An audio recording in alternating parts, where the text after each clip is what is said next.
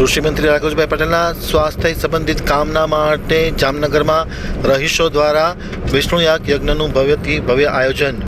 જામનગર તેમાં પ્રતિનિધિ વિસ્તૃત અહેવાલ. કૃષિ મંત્રી રાઘવજીભાઈની તબિયત નાતંદુરસ્ત થવાના કારણે તેમના અનેક પરિચિતો શુભચિંતકો હિતચ્છકોમાં ઊંડા દુઃખની લાગણી પ્રસરી હતી, જેને લઈને ઠેર ઠેર માનતા, બાધા, હોમ હવન વગેરે જેવી અનેક ધાર્મિક આયોજનો કરવામાં આવ્યા હતા.